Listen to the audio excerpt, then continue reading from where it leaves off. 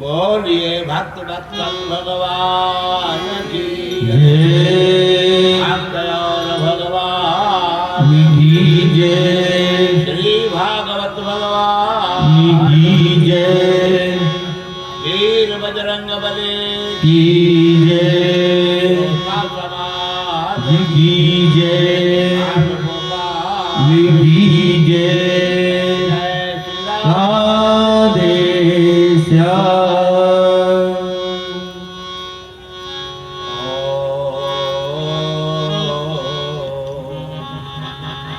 यत्पाद पंकज पराग सुरागय दे वृंदर्जितं भवयं यत्काल चक्रही जन्नाम गर्गलवराजित चक्रशोका देवास्तमेव सततं शरणं प्रपद्ये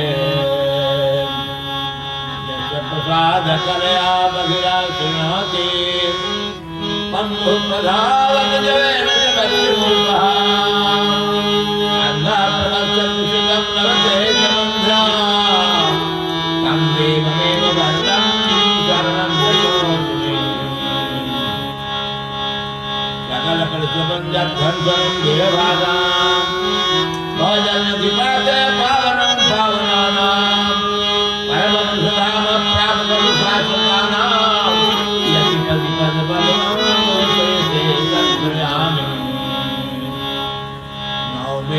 प्रभुषे कलिदम्बरायां उच्चावतं प्रबलचल सन्मुखायां लक्ष्मणसूर्ये मुझपदे पशुकामजायां गन्धर्वये कवलवे तुलसानवेनो लक्ष्मणसूर्ये मुझपदे पशुकामजायां वंशी विभूषित करार्णवनीलगाधां पांबराधर में बफराधर अच्छा पुण्य सुंदर मुखाधर विनयता कृष्णात्मक तत्परम जाने सच्चिदानंद रूपाय सत्याग्रहीतये तापत्रय विनाशाय श्री कृष्णाय नमः। कृष्णाय वासुदेवाय हरे परमात्मने प्रणतक्लेशनाशाय गोविन्दाय नमो नमः।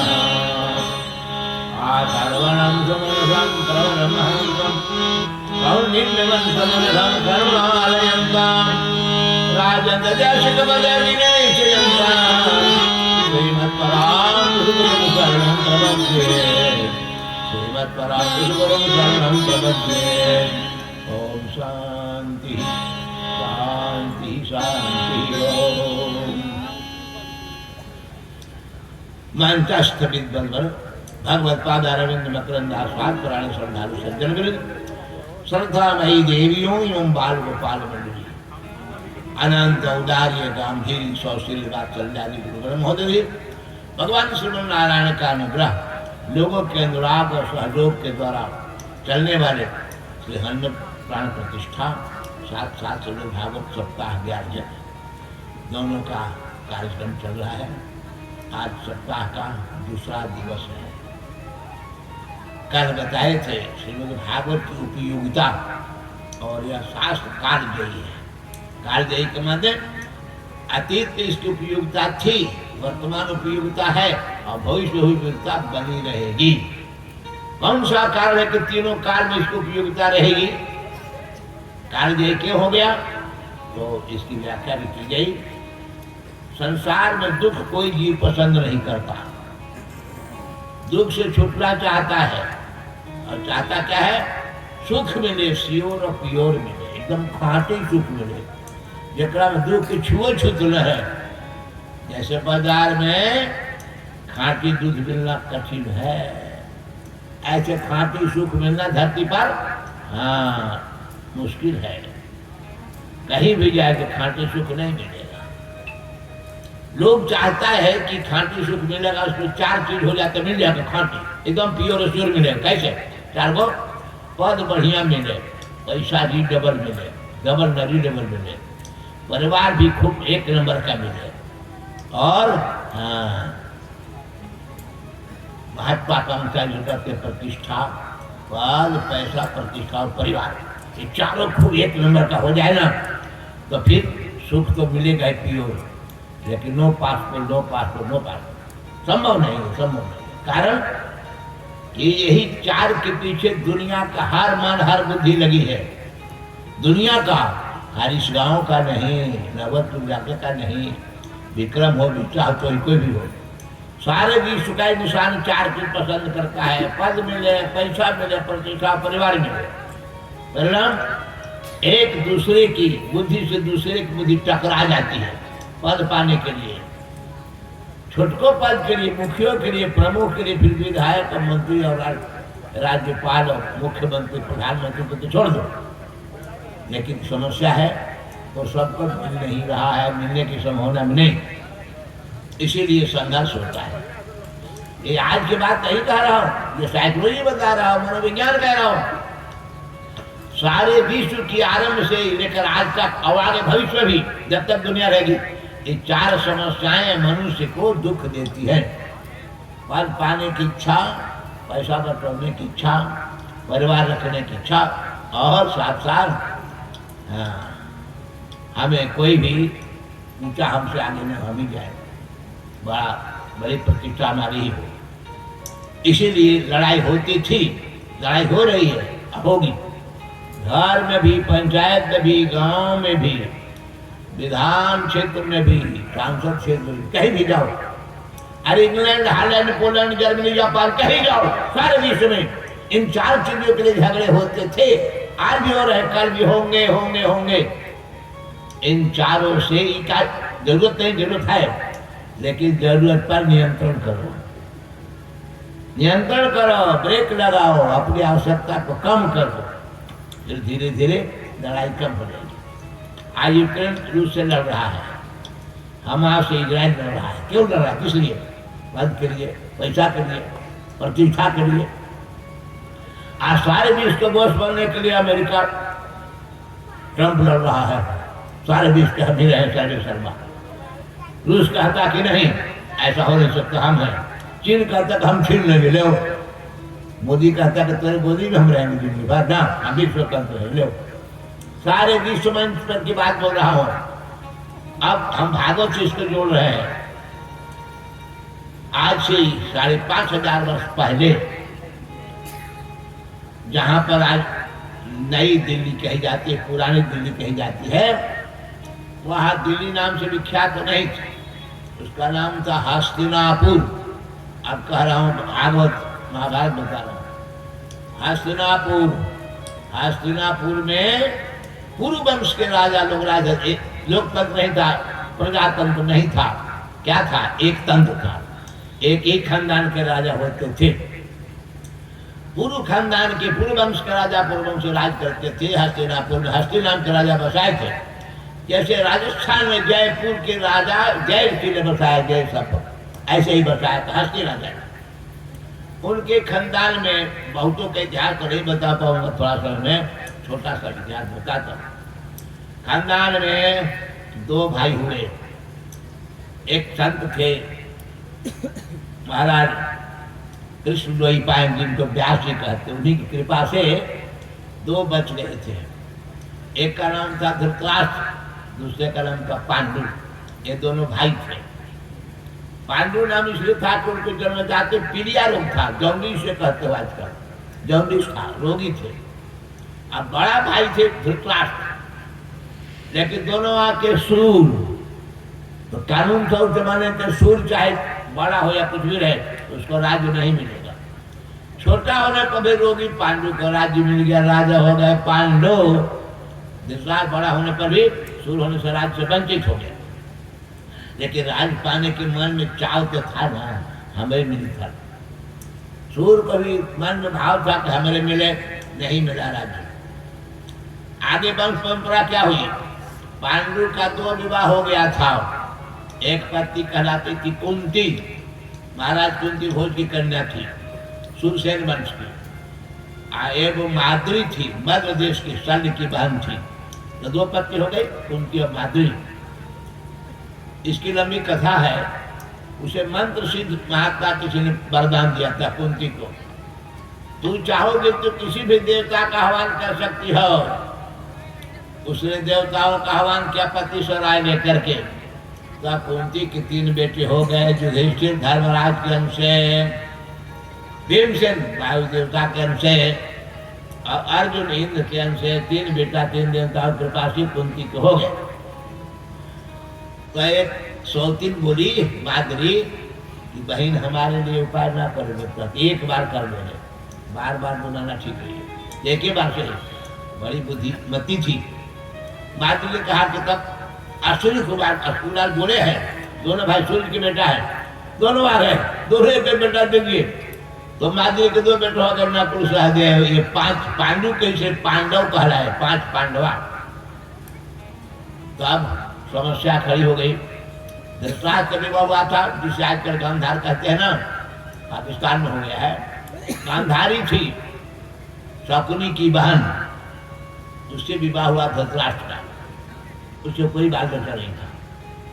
तो उसने अपने ही खानदान के महाराज वेद व्यास के चरणों पर गिर कर रोने लगे। वेद व्यास ने कहा कि तुम्हारा वंश करेगा, कितना चाहिए? तो सोची कि उनका 5 घर, हमारा 100 चाहिए, 100 बाल बच्चा चाहिए। गांधारी बोली कहा कि 100 हो जाए तो ले। सब विधि बता दिया। तो उसको क्या पैदा हुआ? महाभारत में लिखा है कि मांस का लोथड़ा पैदा हुआ। वो ढेर दिन हो गया, पैदे न हो, तब गुस्सा से पेट को मारा मुक्का से। ईश्वर दुआ को हम बन सकते 100। अब तो अब का बुढ़ा जब तो अब एक मुक्का मार लिया अपने पेट को कस के, तो मांस का लोथड़ा को पैदा हुआ। ऑपरेशन से नहीं, मुक्का मारने से। मांस को लोथड़ा माना मांस के पीठ कोहड़ा दिया। कोहड़ा देखने कर रहे, इस कोहड़ा बदलती है। अब समझ गए व्यास जी हमको झूठा बना रही है।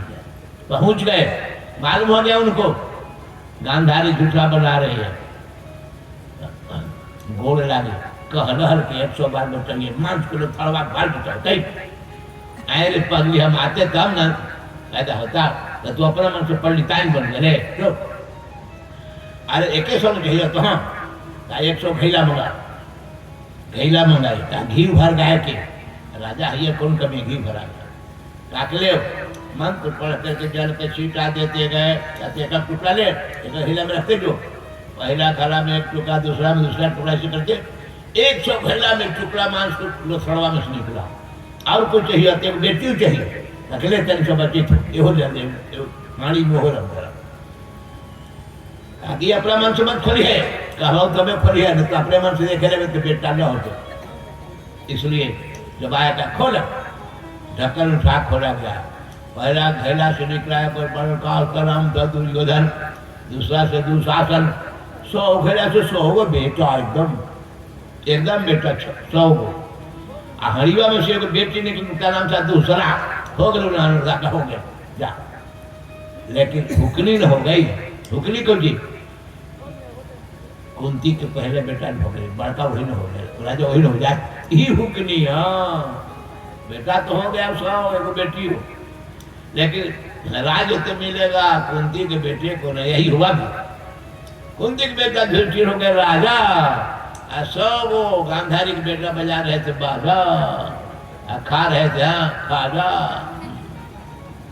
बड़ी समस्या करी तो मैया वाली हुकरी बेटों के कहे कि बेकारे ना हमें भेड़ी नियत 100 भैया राजा तो ही पाटन में है वही सब कही थे लेकिन हुकनी से काम नहीं न होगा हुकनी क्या चीज है टेंशन को हुकनी कहते हैं मगही में हुकनी कहा जाए अंग्रेजी में टेंशन कहता है तनाव बना दे बिगाड़ मनोविज्ञान कहते तनाव आकर सब बिगड़ जाए तनाव बनाओ पे बिगाड़ दिया एक दिन भगीरमा के देखने आ गया शकुनी गांधार से मिला सब जगह घुमा फिरा देखा भगीरमा के चिन्हवा के भाग पर से आगे मुंह लटकौने भीतर से खिसियाल अब उड़ायल पूछा भगीना ऐसा काहे चिन्हवा के भाग के मुंह लटकोले हो का कहियो मामू भेड़ी के घेरी नियर 100 गो तो ये नाम के नहीं है नौकर दाख नहीं राजा तो युधिष्ठिर है बस यही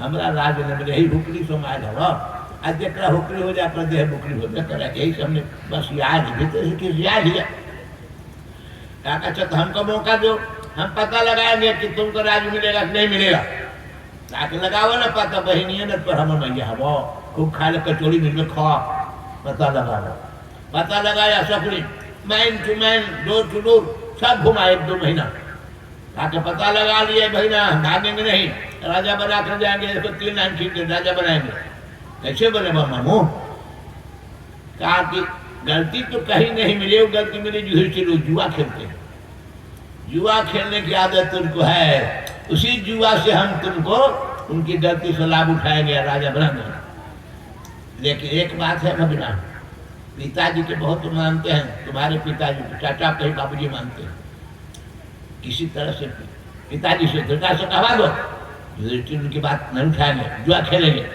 आज जुआ खेले तो तुम सुन लो दुनिया का कोई जुआरी हमें हरा नहीं सकता हम सबको हरा सकते हैं जुआ में नंबर 1 है दुनिया में खाली हस्तिनापुर में नहीं हम हरा देंगे और जीत के सब धन तुमको दे देंगे लेकिन एक बात करना जैसे केस लड़ने वाला वकील से बहस करवाने तो वकालतनामा लिखता है वकील बाहर करता है ऐसे तू नाम कर देना कि हमारी ओर से जुआ खोलेंगे हमारे मामू गांधार मेरे शकुनी हार जीत का फैसला मेरे लिए होगा इतना कह दो हम खेलेंगे अधिकार हो जाएगा तय हो गया युधिष्ठिर खेलने के लिए तैयार हो गए चर्चा कहने में धृतराष्ट्र जुआ होने लगा चुना तो खड़ा हो गया राज दरबार में राजकुमार जुआ खेल रहे हैं धृतराष्ट्र कहा कि देखेंगे भतीजा तेरे सुनेंगे तो यहाँ जुआ राजा लोग खेलते हैं क्या होता है सब दरबार लगा बहुत से लोग हजारों लोग आ गए चिरापुर के दरबार में जुआ शुरू हो गया पासा फेंका जाने लगा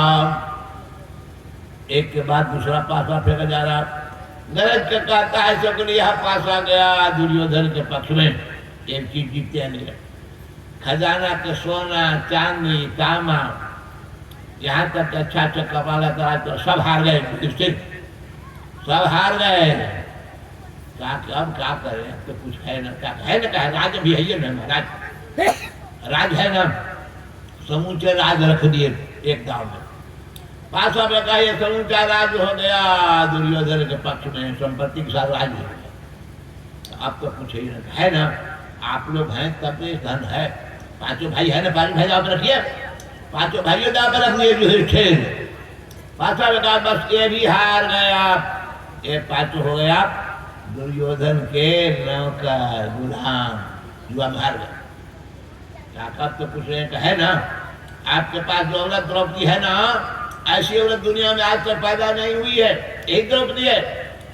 सब औरतें कन्याएं पैदा होती है माँ की कोख से, और आपकी जो द्रौपदी है कुंड से, अग्निकुंड से, अग्निकुंड से पैदा हुई है। एक लड़का एक लड़के द्रुपद महाराज के, लड़का का नाम था धृष्टुम्न, भाई था द्रौपदी का, लड़की हो गई कृष्णा, असली नाम क्या है कृष्णा। तो आग से भी नहीं जो जले भर के पैदा हो जाए, ऐसी कन्या दुनिया में कोई नहीं। इसके दाव पर रखिए महाराज, सब लौट जाएगा माल।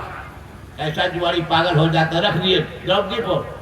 पांचवा फेंका, सबने कहा बस ये भी हमारे पक्ष में आया, द्रौपदी को हार गए, पांचों पांडव हार गए।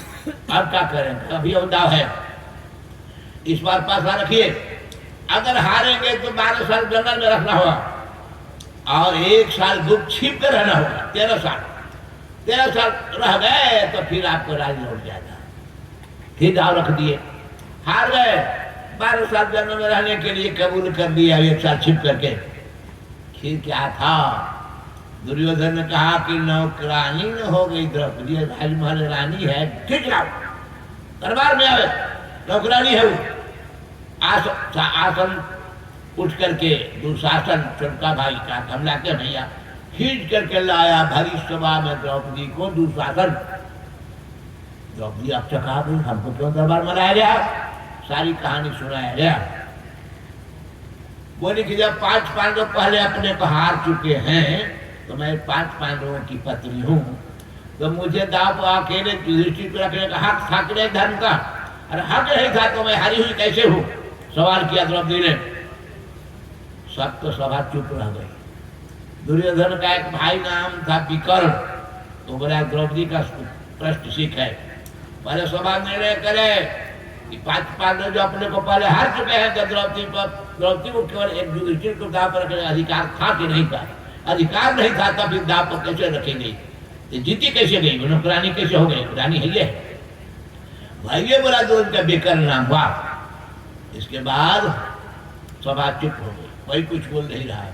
भीष्म बैठे हैं, द्रोणाचार्य बैठे हैं, कृपाचार्य बैठे, बड़े बड़े विद्वान, कोई नहीं बोला। कर्ण कहीं बाहर गया था, कर्ण आया, सभा सन्न देख करके बोला क्या बात है, सभा चुप्पी क्यों है? तो सारी बात पूछा। कहा कि आज जो छोटा विकर्ण है, राजा दुर्योधन का भाई, छोटा मुंह बड़ी बात करता है, गलती कह रहा है। सर्वे सर्वा तो यही लोग है ना, बल्टा क्यों नहीं बोल रहे? इस छोटे मुंह से बड़ी बात कर, चुप हो जाओ। मैं कहता हूँ हारी हुई है द्रौपदी, ठीक लाओ, जो कहता है राजा दुर्योधन वही बात होनी चाहिए। बस क्या था, दुर्योधन ने कहा कि ये कपड़े रानी वाले पहने हैं, उसका कपड़ा उतारो, नौकरानी कपड़ा दो। पांडव भी राजकुमार कपड़े सब उतारे, यह बनवासी कपड़ा धारण करे। 5 पांडव तो कपड़ा उतार दिया, आज द्रौपदी अपना कपड़ा कैसे उतार? सन्नाटा छा गया। दुर्योधन कहा दुशासन क्या बैठा है, मैं कहता कपड़ा द्रौपदी को उतारो। लेकिन डर रहा था कर्ण कि भीम बैठा है, भीम के साथ 5 पांडवों की टीम बैठी हुई है, तो हमारी खाल भी तो खींच लगाएगी, कोई कुछ बिगाड़े नहीं, डर उठी नहीं रहा। तो कर्ण ने कहा, क्या कहा? हाँ, दुशासन, महाभारत कह रहा हूँ, वही का श्लोक है। दुशासन विकर्णोऽयं बालिशो बलति वृथा, पांडवानां च वासांसि द्रौपद्या चाकुटारे। कर्ण का शब्द है। दुशासन, मैं कहता सुन, यह जो तुम्हारा भाई विकर्ण है, छोटा बालक, बड़ी बात कह रहा है। ये निर्णय करने वाला कौन है? यही बड़ा विद्वान है, सबसे बड़का है। इसकी बात ध्यान में मैं कहता हूँ, पांडव कपड़े उतारो, द्रौपदी के भी कपड़े उतार लिए जाए। जब कर्ण कहा तो हिम्मत हुई कर दुशासन की, कर्ण हमारे पक्ष में, तो अब क्या कोई करेगा? पांडव तो अपना कपड़ा उतार दिए, द्रौपदी खड़ी थी, दुशासन कपड़ा खींचने में काम लगा दिया, 6 गज की साड़ी खींचने में क्या घंटा लगता, पहलवान था दुशासन में। तो अब बेचारी घबरा गई, देखती है पांडवों के पांडव सिर नीचे कर लिए, भीष्म देखती है द्रोणाचार्य को कृपाचार्य लोग सिर नीचा कर दिए, 4 को सिर ऊंचा किए थे, दुर्योधन दुशासन कर्ण और शकुनी। ये चाहते थे कि द्रौपदी बिना कपड़े के हो जाए। 4 तीसरा सवाल कोई सिर ऊपर न कर नीचे कर दिया, सबका मन औरा गया, घबरा गया, बिल्कुल शांत हो। कपड़ा जब खींचने लगा द्रौपदी देखते कोई हमारी वो नहीं देखता तो किसे हम कहें। फिर अंत में हाँ, दुख हरो द्वारिका नाथ शरण में तेरी गाय, हे द्वारका नाथ, अब आपके सिवा हमारी प्रतिष्ठा बचाने वाला दुनिया में कोई नहीं रह गया है। दिनकर ने किताब लिखी है, हारे को हरिनाम, हार जाता है तो हरिनाम सूझता है। भगवान आए नहीं, किसी को दिखाई भी न पड़े, लेकिन उसकी रुलाई और उसकी प्रार्थना में भगवान ने एक चमत्कार पैदा किया। 6 गज की साड़ी अनंत गज की साड़ी हो गई, और साड़ी भी आउट ऑफ मार्केट, न पटना गया मिलने वाला, न हस्तिनापुर, न दिल्ली, बम्बई, कलकत्ता, न पेरिस, कहीं नहीं। कहीं बाजार में कपड़ा दिव्य साड़ी गिर रही है, खाली जंगाड़ी सबकी साड़ी, जनहानी, मर्दानी गमछियों न। कुछ ही देर में खींचते खींचते दुशासन की भुजा फूल गई। अब हाथ नहीं उठ रहा है, दुशासन जोर लगाता था, साड़ी का पता न पाता था, एक हाथ का झटका देने से गजबान बाहर आता था। 6.5 गज सदी से अलग नहीं हुई, कपड़े की ढेरी लगे, पूरी सभा में हथेली कपड़ा भर गए। क्या हो, दुशासन बैठ गया, हाथे नहीं उठा तो खींचे कैसे। अब सभा में कोई चुप नहीं बोल रहा है, खाली साड़ी है। प्रेम खड़े हो गए, विनम्र के गरज कहा, देख लिया मैंने सभासदों की चतुराई, बुद्धिमत्ता और ज्ञानवत्ता। अब मेरी बात लोग सुन ले कान खोल करके।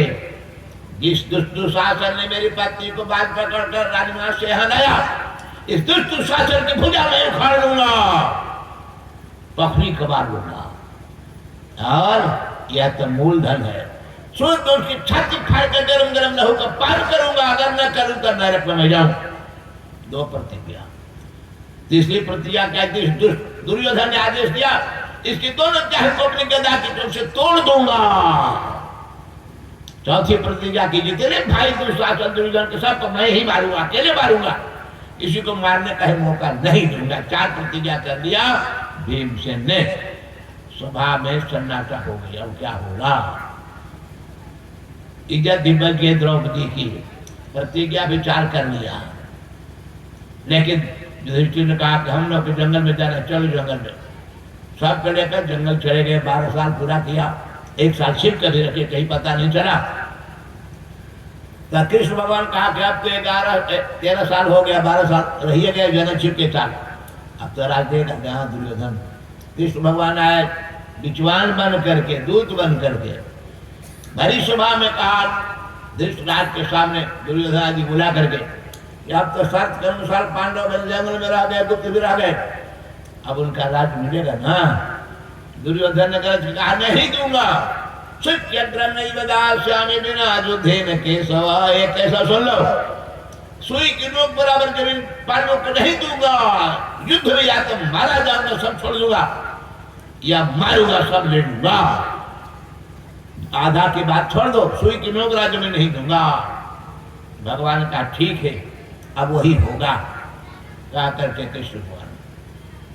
इसी प्रसंग में एक बात सुना दो। हमारे भारत के साहित्य के एक अच्छे रामधारी सिंह दिनकर राष्ट्र कवि माने जाते थे। उन्होंने कर्ण के लिए किताब लिखी है, पढ़ लेना, पढ़े लिखे सब लोग हो। रश्मि रथी, रश्मि रथी, मैं उस समय BA में पढ़ रहा था। रश्मि रथी उनकी किताब को मैंने देखा, पढ़ा, एक तो मैंने उस पर समीक्षा लिखी रश्मि रथी पर। दिनकर जी सागर यूनिवर्सिटी में थे, वो पढ़ाने प्रोफेसर हो गए थे, हम पढ़ रहे थे BA संस्कृत कॉलेज आशीन विश्वविद्यालय। मैंने लिखा, दिनकर जी आप राष्ट्र कवि हो चुके हैं, साक्षात प्रधानमंत्री जवाहरलाल आपके मित्र हैं, आपकी शिकायत रहने की एक वास्तविकता है आपकी किताब से, मैं आपके सामने उजागर कर रहा हूँ, शायद कोई नहीं किया होगा। आप लिख रहे हैं रश्मि रथी के कवर पर लिखते हैं, हृदय का निष्कपट, पढ़िएगा किताब, हृदय का निष्कपट पावन क्रिया का, दलित तारक समुद्धारक क्रिया का, बड़ा बेजोड़ दानी था, सदैव था, युधिष्ठिर कर्ण का अद्भुत हृदय था। रसरती पहला बुक पर लिखा है, हमने उनके कार्य करके नया कविता उनको लिख दिया। हृदय का कपट पूर्ण, निष्कपट नहीं कपट पूर्ण है कर्ण, क्योंकि एक दुर्योधन के लिए सब अनर्थ करने को तैयार है। अब दलित तारक नहीं है, दलित कौन पांडव है जिनको सब छीन लिया गया, दलित पांडव हो गए तो उनके पक्ष में रहकर दुर्योधन का पक्ष लिया। दलित तारक, दलित मारक, तारक को मैंने मारे बनाया। पावन समुद्धारक क्रिया का, क्रिया में स्त्रियों का समुद्धारक है, हाँ, उसको बेइज्जत करने वाला यही, इसी के आदेश से द्रौपदी कपड़े उतारे गए। तरी सभा में दिन में एक नारी को निर्वस्त्र करने का आदेश देने वाला कर्ण क्रिया का समुद्धारक है कि क्रिया का नरक में ले जाने वाला है, खुद नरक में जाएगा। आपने क्यों एक प्रशंसा में लिखा दिनकर जी? फिर क्या हुआ? दिनकर जी पत्र के बदले में हमें लिखे, पत्र मेरे नाम से, मैं उस समय राम प्रपन्न शर्मा कहा जाता था। शर्मा जी आपके पत्र और कविता को पढ़कर प्रसन्नता हुई। आज तक किसी ने हमारी काव्य पर कोई कलम नहीं चढ़ाई, आप कलम से मुझे ज्ञान मिला। आपने कहा कि महाभारत पढ़िए, मैंने महाभारत देखा, जो लिखे हम महाभारत का आधार पर लिखे, आप हमारी बात काटे हैं तो महाभारत सम्मत है। कर्ण के ही कहने पर नारी के कपड़े उतारने का आदेश पालन किया है दुशासन, और आप कहते समुद्धारक क्रिया का, ये बात तो आपने गलती करता सीख करता, महाभारत से अशुद्ध है, गलत है ये, हमने लिखा उसको समुद्धारक क्रिया, गलत हो गया। लेकिन अब तो किताब छप गई है, कोर्स में रख दी गई है, मैं इसके लिए क्या कर सकता हूँ, क्या करेंगे तो बाद में सोचिएगा। लेकिन इतना ही नहीं, आपने संस्कृति के 4 अध्याय लिखा, भी गलत लिखा है, समुद्धार को दिया, समुद्धार दिया, करना यह गलती आपकी है। संयोग से कॉन्वोकेशन था BHU में, हम शास्त्री पास करके गौन लगाए गए थे प्रमाण पत्र देने के लिए, और उसके विशेष अतिथि में दिनकर जी निमंत्रित थे सागर यूनिवर्सिटी से। उसी सभा में हम भी, वो भी आ गए, बड़ा संयोग, दोनों के जुटान हो गया।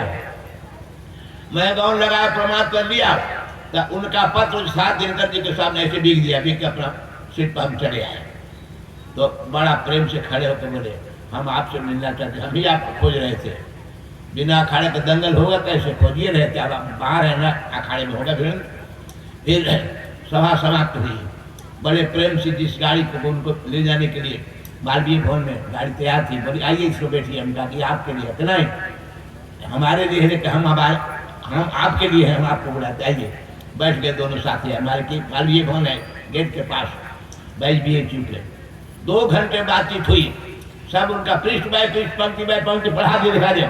कहा कि जो कुछ आपकी समीक्षा है इसको हम काट नहीं सकते हैं, लेकिन अफसोस है कि कोर्स में स्थापित है, अब कोर्स में बदलना अभी हमारे लिए कठिन है। कठिन हो चाहे जो है गलत आपका, दोनों है, संस्कृत 4 अध्याय ठीक नहीं, ये भी ठीक नहीं है। और किताबों की समीक्षा लिख रहा हूँ, लिखूंगा, बताऊंगा बड़े प्रेम से। जब अखिल भारतीय डिबेट राधा कृष्ण टिग्रेवाल 1962 में मैंने अखिल भारतीय पुरस्कार दिया, तो सबसे पहला बधाई पत्र दिनकर जी का था। कि हम सोचते थे कि आप एक विद्यार्थी, लेकिन अखिल भारतीय राधा कृष्ण टिग्रेवाल में भारतीय मंच पर आप गरजने वाले देखा, और उसमें मोबाइल नहीं चलता था, ये सब वीडियो नहीं चलता था, तो पेपर से लेकर का पेपर सुन के बड़ी खुशी हुई कि आप वही हैं जिन्होंने हमारे इस दोनों किताब को समीक्षा की। बड़ी प्रसन्नता है कि आप शर्मा हैं, हमारे ही आप हैं, लेकिन अब इसको बढ़ाइए करें। हम तो बढ़ा चुके, आपको किताब बढ़ा दिया, पढ़ाएंगे क्या, क्या जरूरत है।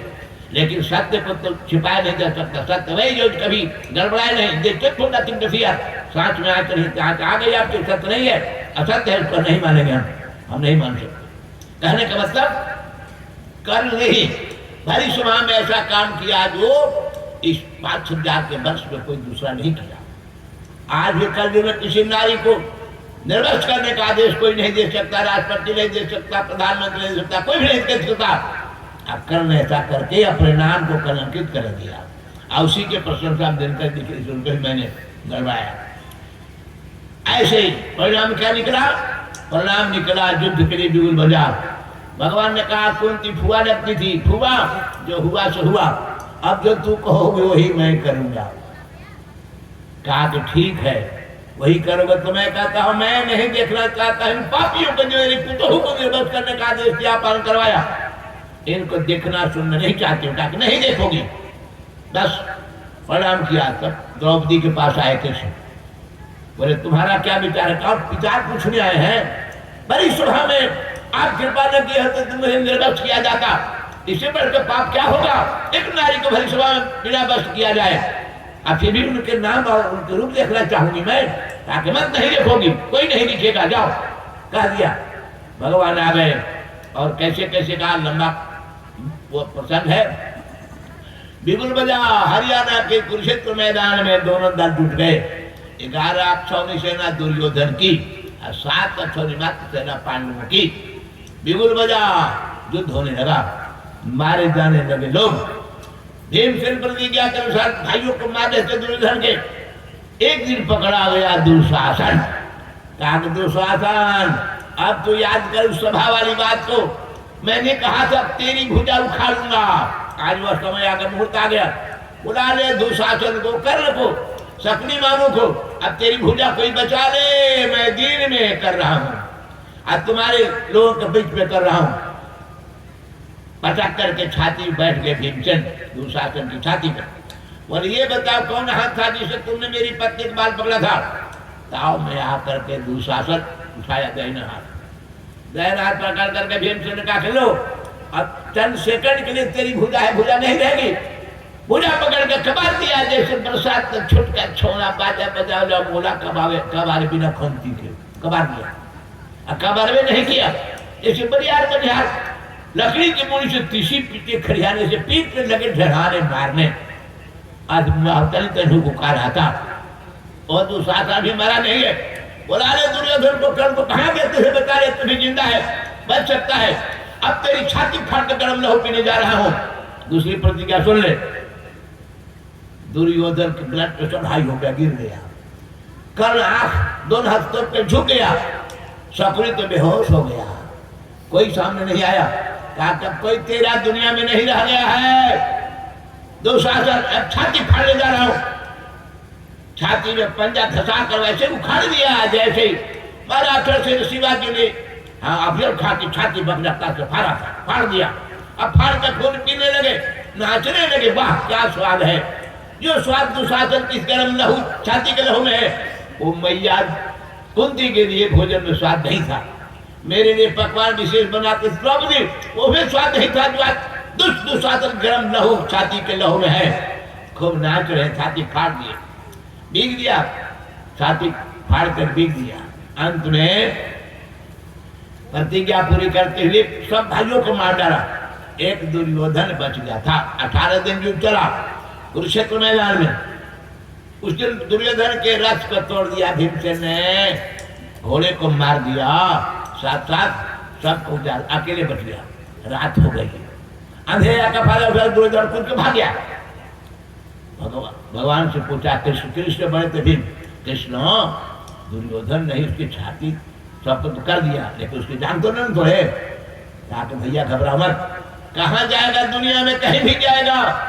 चूहे के बिल से भी हम निकाल लेंगे, चलो आओ। लेकर के चले 5 पांडव साथी को भगवान रथ से दुर्योधन की तलाश में। रात में 18वें दिन की रात में कहीं कुछ नहीं था। कुछ गरीब लोग मरे राजाओं की छाती से कवच सोने का, मुकुट सोने का निकाल रहे तो ढिबरी नचन से वो डर गए। बोले बाबा हम गरीबी से लड़ने आए, आपके दुश्मन नहीं है। इन राजाओं के मृत सोने चांदी ले रहे हैं कि हमारी गरीबी दूर हो जाएगी बेच करके। कहा कोई गया इधर? कहा कि जाते नहीं देखा। आ रहे थे इस मैदान में तो देखा एक तालाब पर 3 आदमी किनारे खड़े हैं। एक पानी के अंदर से बोल रहा है, उनके बच्चे से पता चला कि पानी के अंदर कोई राजा है। भगवान ने कहा समझ में आ गया भैया, वो राजा दुर्योधन पानी के अंदर छिपा है। 3 बाहर एक वर्मा कृपाचार्य अश्वत्थामा तीनों है। रथ बड़ा तालाब पर, रथ की गरगाहट घोड़े की ताप से तीनों बाहर न भागे और पानी के अंदर घुस गया दुर्योधन। पानी में कैसे मछली था नहीं। सद्दाम हुसैन भी इराक का राष्ट्रपति जो ड्रोन मारा गया अमेरिका के द्वारा, ऐसी व्यवस्था सुरक्षा के लिए नहीं किया था जैसा कि दुर्योधन की व्यवस्था थी। पानी के अंदर एक मकान बनाया था ऑटोमेटिक, उस मकान में ऑक्सीजन की व्यवस्था थी, 5,500 वर्ष पुरानी व्यवस्था थी, और उसमें अपने रहने की सारी व्यवस्था थी। जैसे मायावती मुख्यमंत्री बनी थी उत्तर प्रदेश में, अपने लिए ऐसा पखाना बनाया है, एयरपोर्ट में जाके देखो लखनऊ, अब देख कर करे सुन कर नहीं कहते हैं, देख कर रिसर्च करते हैं। गए, ऐसा किसी राष्ट्रपति का भी आज तक प्रधानमंत्री के पखाना नहीं है जैसा कि मायावती बनाई थी, अरबों रुपये लगा पखाना बनाई थी एयरपोर्ट पर। जाऊंगी तो कैसे क्या हो, सब है, नजदीक से देखा। ऐसी व्यवस्था थी दुर्योधन की पानी में, सब व्यवस्था थी पानी के अंदर मकान में। राजलक्ष्मी उसके पास थी। युधिष्ठिर रात से उतर के आवाज दियो, युधिष्ठिर की बात सुनो दुर्योधन भाई, हमारे कुल खानदान ने पीठ दिखाकर युद्ध के मैदान से भागे बोले तू ही है वो है, कोई पीठ नहीं दिखाया। क्या यही तेरी बहादुरी है? जिन पांडवों को तू बैल कहता तो बैल लड़ने के लिए खड़ रहा है, आज तू पानी में जिंदगानी बचाना चाहते हो? बहुत कहे, आधा घंटा हो गया युधिष्ठिर के कहते कोई उत्तर न मिला। भीमसेन ने कहा भैया हमें बुखारने दीजिए, मौका को बुलाना है तो स्वर्ण की बोली बोलिएगा, भैंसा को बुलाना है तो घोड़ा नहीं दिलाइएगा, सबकी बोली भाषा अलग है। मित्र कैसे बुलाए, कुटुंब कैसे बुलाए, दुश्मन कैसे बुलाए, सब अलग है। भगवान ने कहा बुलाइए आप। गरज करके भीमसेन ने कहा ओ दुष्ट दुर्योधन अंधे के बेटे, जब तुम्हारे 99 भाई बिस्कुट के बिना और नींबू के चाय नरक पी रहे हैं तो तू पानी पे के दिन गाली बचाएगा? कब तक बचाएगा? भीम की गदा तुझे याद कर रही है, मौत तुझे पुकार रही है। जब कहा तो दो टूक बात, कठोर बात, बात का घाव जो होता है बड़ा खतरनाक। भगवान न करे इसी घर में परिवार हो कि तेरे सास की बात सुन के पर तो सरफार की बोली से बोली बंद करती, हम नारायण बन कराए बहुत, लेकिन यह कठोर वचन बता सही बात दुर्योधन से। झटपट लक्ष्मी को ही तिरस्कार कर बाहर निकला, आ गया, बोला भीमसेन भाग कर बात करो, मैं अभी भी राजा हूँ, भाई मारा गया तो क्या मैं जिंदा हूँ? रात हो गई थी, थक गया तो सुस्ताने आया था, लेकिन नहीं सुस्ताऊंगा। लेकिन तुम तो साथ यहाँ आए हो, हम अकेला है, साथ के साथ अकेले का धर्म युद्ध कैसे होगा? भगवान ने हंसते हुए कहा दुर्योधन प्रसन्नता के धर्म तुम मान रहे हो? जब अभिमन्यु महाराजा था युद्ध के मैदान में तो मारने वाले साथ में तू था ना, पीछे से न उसके धनुष की डोरी काटा था। रात मारा मेरे के 16 साल के छोकरे को मार चुके हो पहले, वैसा ही टिट फास्ट टाइप हम ही करें तुमको मार दे तो ये तो ठीक है होगा, लेकिन नहीं, पांडव ऐसा सोच भी नहीं सकते। तू पाप करने के लिए पैदा हुआ है, पांडव ऐसा नहीं करेंगे। एक से लोग युद्ध करो, जिस भीमसेन से 12 साल तक लोहे का भीम बनाकर अभ्यास किया है गदा युद्ध का, बलदेव से सीखे हो, वही गदा युद्ध आज होगा। भीम के साथ लड़ो, गदा तेरे पास नहीं तो गदा ले रही साल आज युद्ध करो गदा भैया भीम के साथ। तैयार हो गया दुर्योधन। तो बलदेव जी भी तीर्थ में गए थे, आ गए उस रात में, दोनों चेलों के लिए दोनों को सिखाए थे गदा युद्ध, भीम को भी दुर्योधन को। बलदेव जी बोले मैं तुम लोग गदा युद्ध सिखलाने वाला हूँ, गदा युद्ध की अपनी मर्यादा है, कमर से ऊपर चोट करनी है, नीचे नहीं। अगर नीचे करेगा तो हम मुझे से मार के तेरा सिर फोड़ दूंगा। देखने लगे बलदेव जी, 30 बार तटस्थ हो गए, युद्ध होने लगा, उछल उछल मरता क्या न करता, दुर्योधन हर शरीर से हल्का था, प्रतिभा था, भीम भारी थे, उछल न पाते, फिर भी युद्ध चल रहा। कुछ ही देर में दुर्योधन के गदा चूर से भीम के खून के फवारे निकलने लगे शरीर से। अब दुर्योधन के ऊपर गदा जब पड़ती तो उसकी माँ के वज्र ऋषि से बज हो गया था, छिड़ा कर रह जाता, तनी मैंने खून निकलता। भीम पड़ने लगे भीम, और चिंता में पड़ गई पांडवों की पूरी टीम। अब क्या होगा? लगता है भीम भैया आ जाएंगे। इशारा किया अर्जुन ने, अपनी प्रतिज्ञा पूरी करने भैया जाग दिखाया, इशारा समझ के भीमसेन, इशारा समझ के हाई जंप लगाया भीमसेन, भारी होने से ऊपर ज्यादा न गए। दुर्योधन समझा ऊपर से उछल करके माथे मारे है ना, बस वही उछल गया, वो ज्यादा ऊपर गया, आने में देर लगी। हिमती जाकर ऊपर से नीचे आते हुए बीच रास्ते में ही जान के सामने गदा दे मारी भीमसेन ने, दुर्योधन की दोनों जान टूट गई, जैसे आंधी की झोंका से टेढ़ियां आम के बीच से दो टुक हो जाए। गिरे हुए दुर्योधन के माथे पर अपना पैर रखा पाया। भगवान कृष्ण नारायण भैया गलती हो गई, अभी भी राजा खानदान का यही है, अपने कुल खानदान के राजा के माथे पर पैर नहीं रखना चाहिए।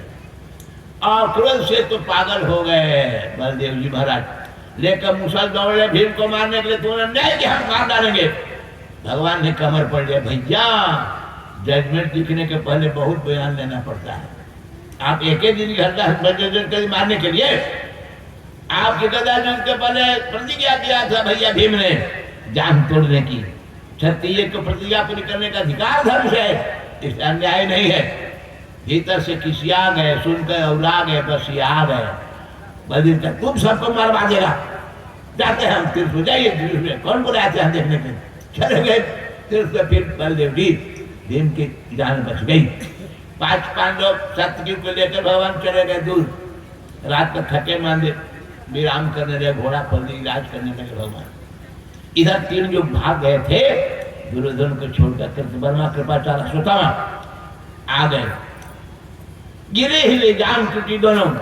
दुर्योधन कभी कभी होश आता था, गदा घुमाता, शियाल कुत्ता मांसाहारियों से अपने को बचाता। कहाँ अंगरक्षक था, कहाँ कोई परिवार था। आ गए तीनों, रोने लगे फूट फूट करके।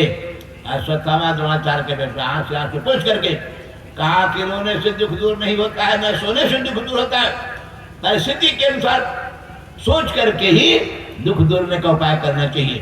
कहा था मेरे मंत्री ने, प्रधानमंत्री ने, कि भाजपा सरकार 400 के पार रह गया 240, तो करने का 40 बुद्धि लगाया, फिर बना दिया अपना। अगर विफलता मिलती है तो नहीं राह निकालो, पुरानी बात को सोच करके विफलता नहीं सफलता के राह बना लो। नदियों कोई बाढ़ लगाए तो बांध तोड़ के नदी भागती, समुद्र मीना में नहीं मिलती। ऐसे इंसान विकास करिए।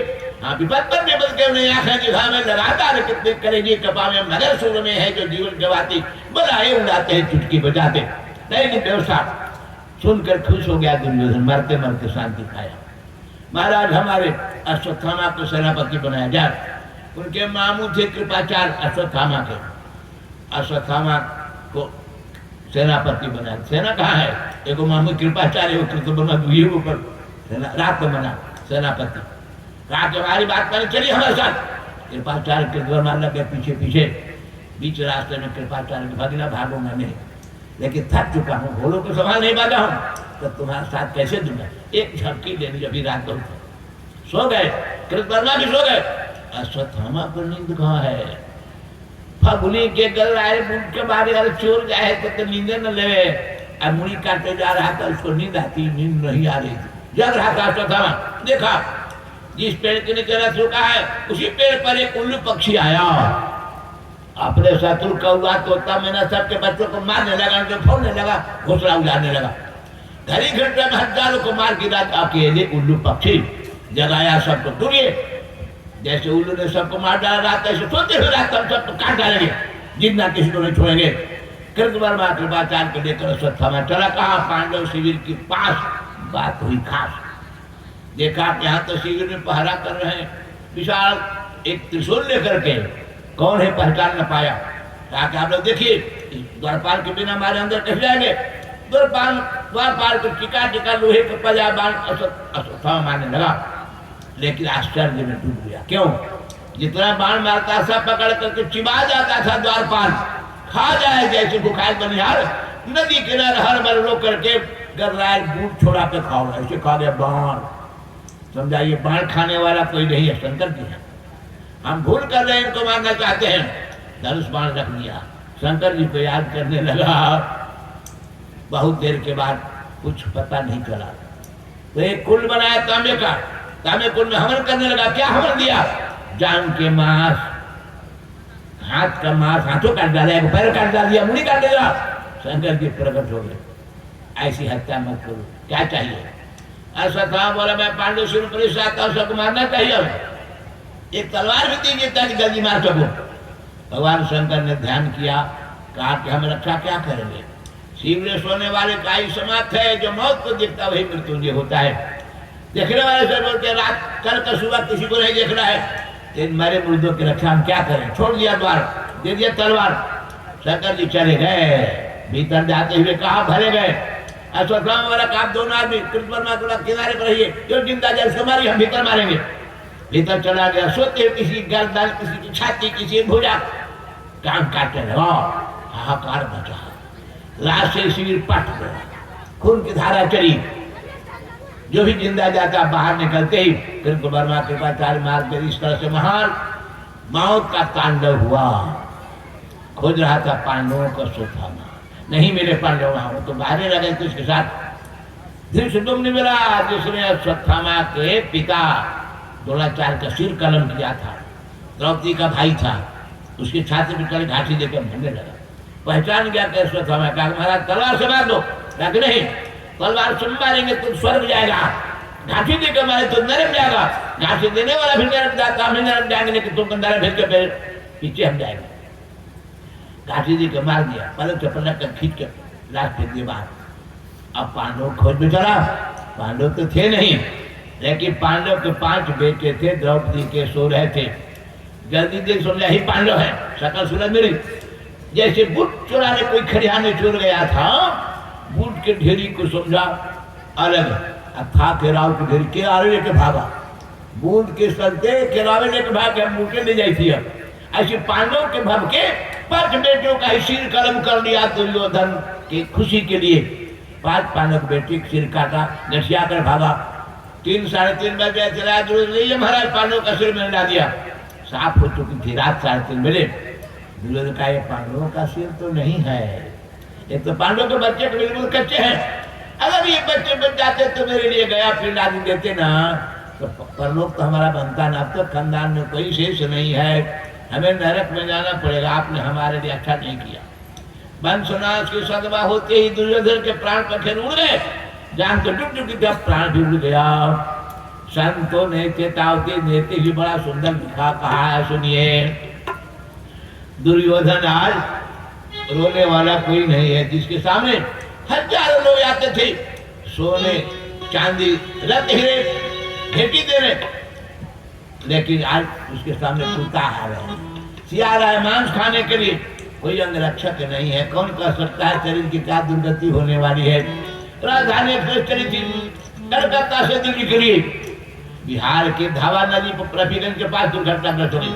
119 साल ना रहे कलकत्ता, ना गए दिल्ली, सबको लगी जमराज की बिल्ली। कौन कर सकता है कल क्या होगा, पता नहीं है भविष्य का। वर्तमान तो देखो, ऐसे ही दुर्योधन खो जाता है, दुर्गति हो गई। संत कहते हैं कोई कर लो कितना उपाय रे, काल बिना लिए ना जाए। कोई कर लो कितना उपाय रे, बिना लिए ना जाए। काल बिना लिए ना जाए रे, काल बिना लिए ना जाए। काल बिना लिए ना जाए, काल बिना लिए ना जाए। कोई कर लो कितना उपाय रे, काल बिना लिए ना जाए। कोई कर लो कितना उपाय रे, काल बिना लिए ना जाए। अर्जुन भीम नकुल सहदेवा सबने जान गवाई। अर्जुन भीम नकुल सहदेवा सबने जान गवाई। भीष्म पितामह भी जब चल गए, भीष्म पितामह भी जब चल गए, आगे पेश दिखाई रे, काल बिना लिए ना जाए। आना के कृष्ण दिखाई रे, बिना लिए ना जाए। कोई कर लो के चलो पाई रे, काल बिना लिए ना जाए। कोई कर लो कितना उपाय रे, बिना लिए ना जाए। द्रौपदी कुंती अहल्या चली गई, सीता धरण समाई। हाँ द्रौपदी कुंती अहल्या चली गई, सीता धरणी समाई। द्रौपदी कुंती अहल्या चली गई, सीता धरण समाई। हाँ द्रौपदी कुंती अहल्या चली गई, सीता धरणी समाई। दुर्योधन यश पापी चली गए, दुर्योधन यश पापी चली गए। लंका के राज्य छिनाई रे, काल बिना लिए ना जाए। हाँ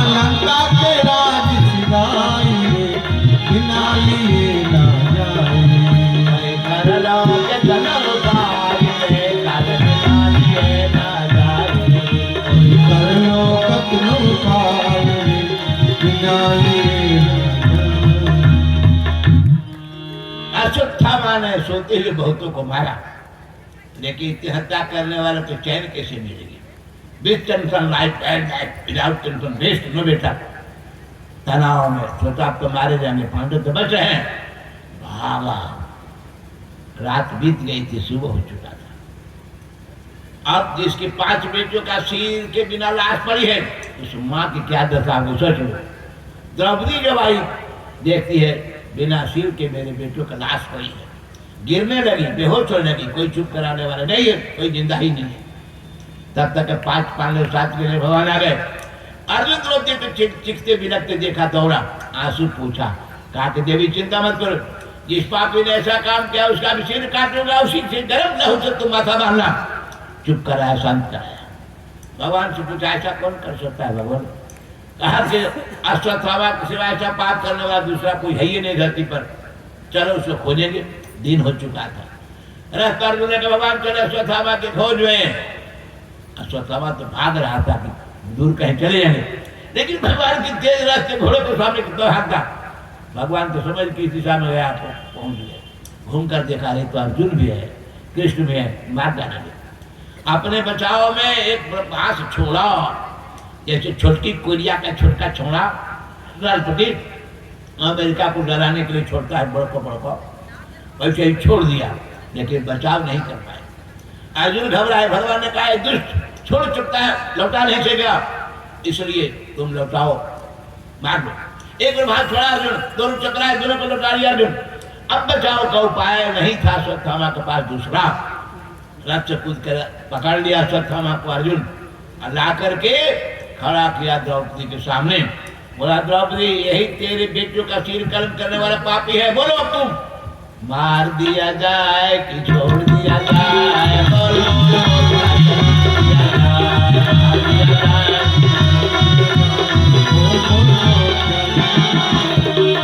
क्या सलूक किया जाए, क्या सलूक किया जाए, क्या सलूक किया जाए, क्या सलूक किया जाए, क्या सलूक किया जाए, क्या सलूक मार दिया जाए कि छोड़ दिया जाए, बोलो क्या सलूक किया जाए, मार दिया जाए कि छोड़ दिया जाए, विश्व हिस्ट्री को मैंने कई चक्कर पढ़ा। दुनिया के इतिहास में कोई ऐसी नारी नहीं मिली जिसके 5 बेटों का सिर के बिना लाश है, सामने पड़ी है, संस्कार भी नहीं हुआ है, और उसी से पूछा जाता कैसी कृत्य करने वाले को छोड़ दे के मार दे। द्रौपदी हमको अकेली मिली विश्व साहित्य में, विश्व हिस्ट्री में। कहती है छोड़ दिया जाए। क्यों छोड़ दिया जाए? जिन्होंने पूछा, इसलिए छोड़ दिया जाए कि इनके मारे जाने के बाद क्या 5 में से एक ही बेटा मेरा जिंदा होगा, तो मैं तो बिना बेटे हो गई।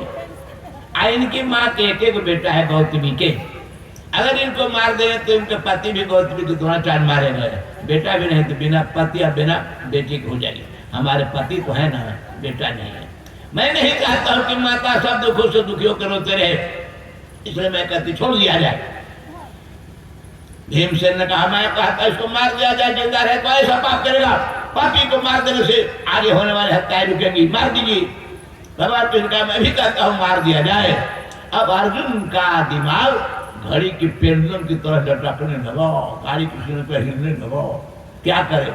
ये कहती छोड़ दिया जाए, भीम भैया कहते मार दिया, भगवान ही कहते मार दिया जाए, क्या करें?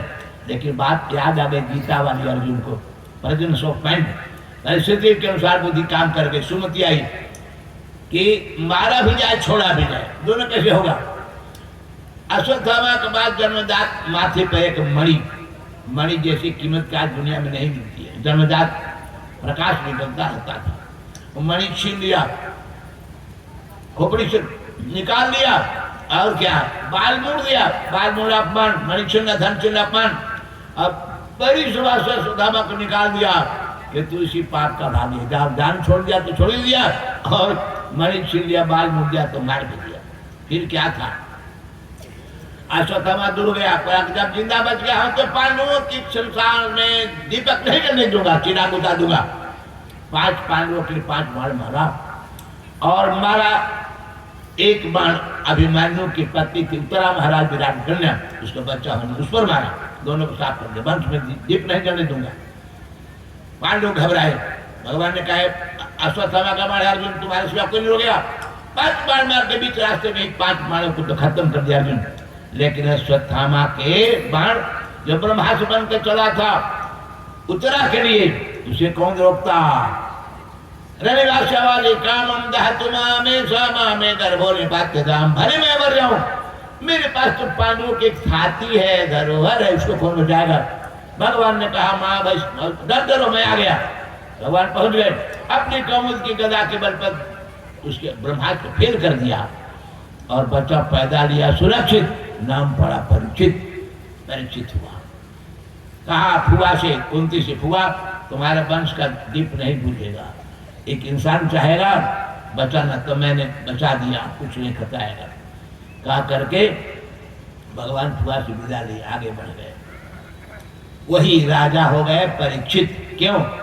36 वर्षों तक महाभारत युद्ध के बाद राज्य किया युधिष्ठिर ने, जिनका 36 साल के बीच में यह अभिमन्यु नंदन परीक्षित बड़े हो गए, वैस हो गए।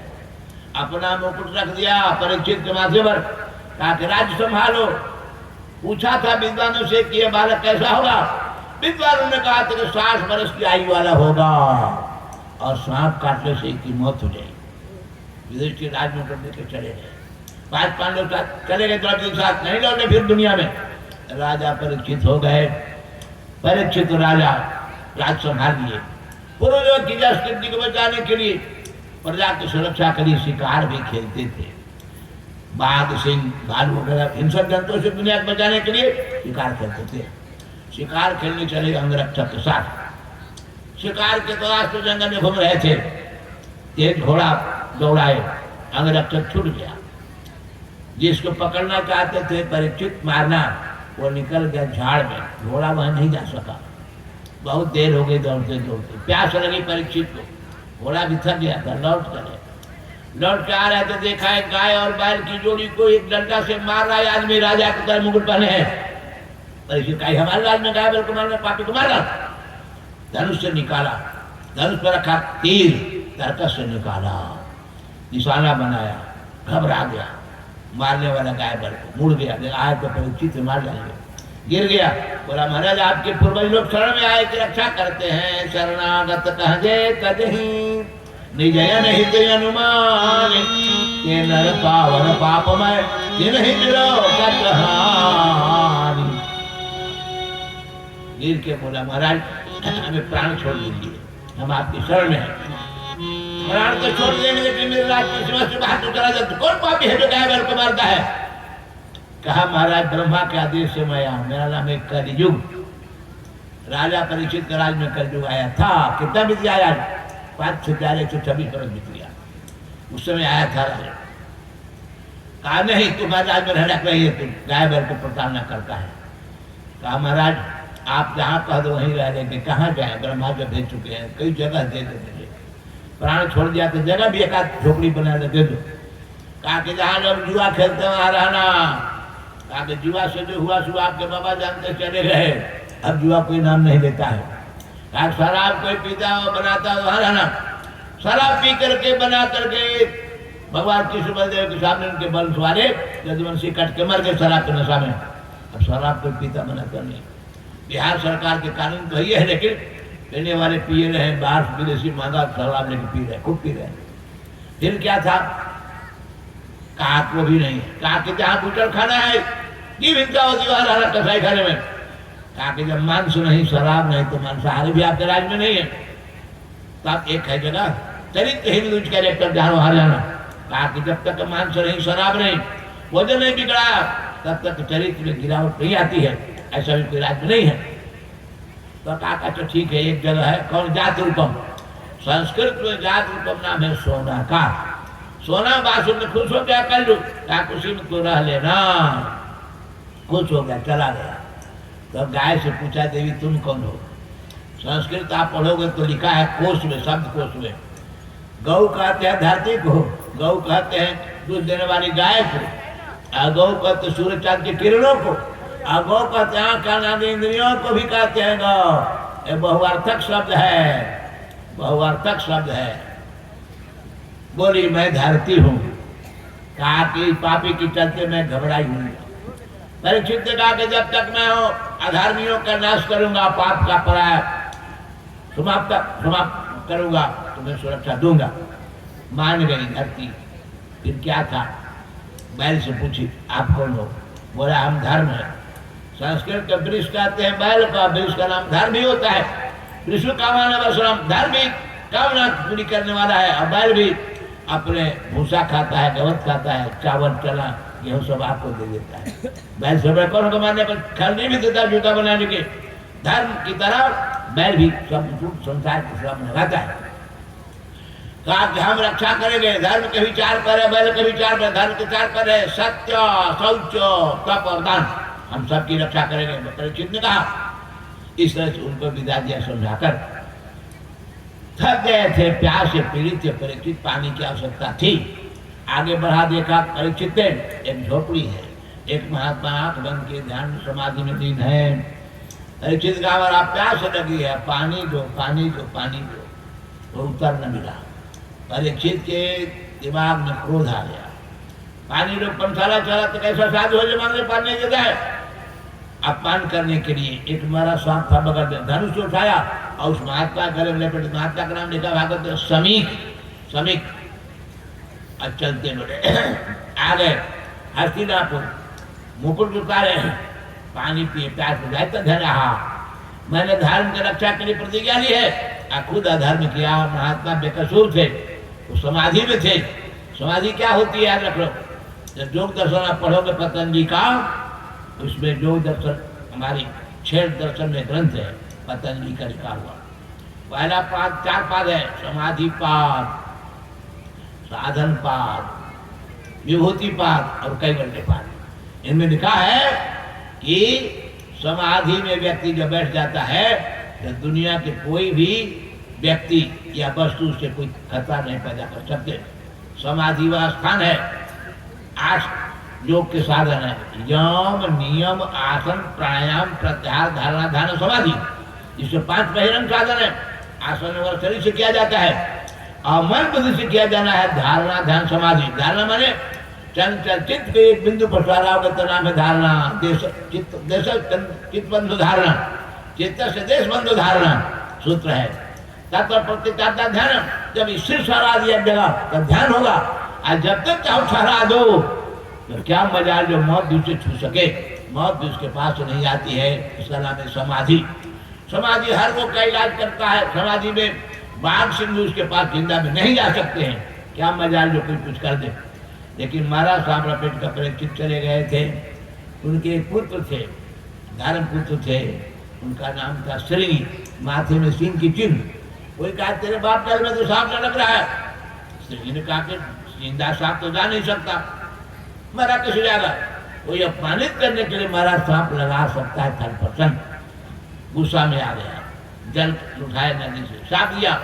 जिस मूर्ख ने बेकसूर मेरे पिता को अपमानित करने के लिए बड़ा सांप लपटा गया, उसके जिंदा सांप तक्षक कसते आज के 7 दिन उसकी मौत हो जाए कह दिया।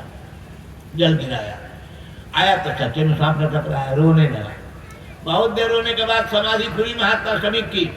पूछा क्या बात है, क्यों रो? तो सब सुनाया, गलती हो गई। यह कहने वाले तो राजा परीक्षित थे, वैसा राजा धरती पैदा नहीं देगा। तुम्हारे मुंह से सांप गलत निकल गया, लेकिन अब तो बात पड़ती कि नहीं।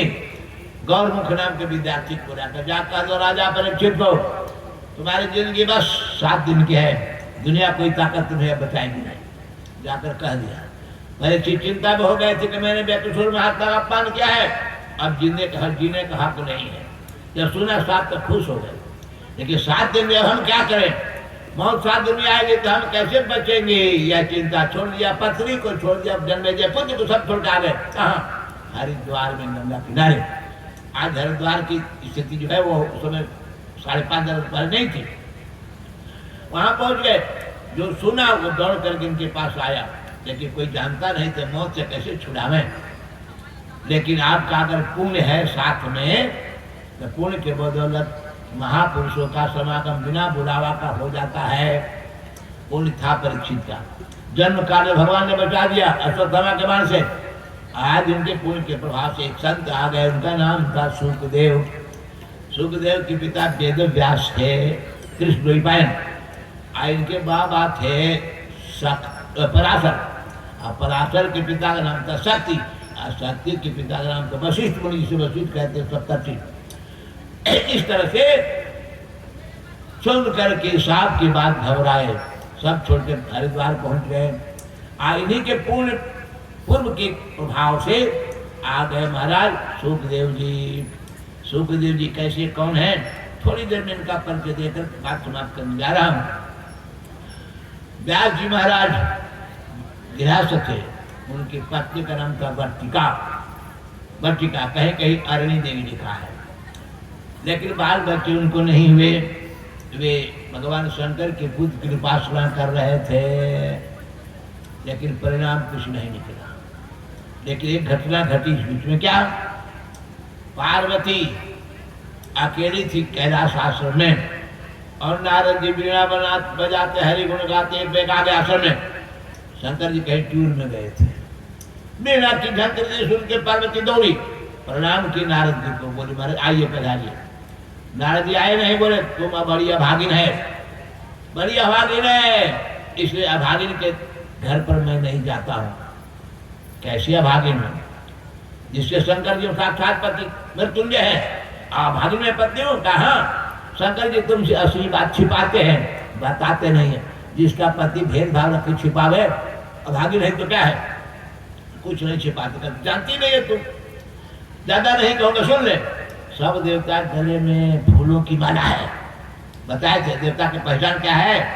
आप में देवता में क्या अंतर? पृथ्वी का गुरुत्वाकर्षण का प्रभाव देवताओं पर नहीं होता। आकाश में बिना आधार के खड़े रह सकते हैं देवता, पृथ्वी गुरुत्वाकर्षण से नहीं खींच सकता। और क्या?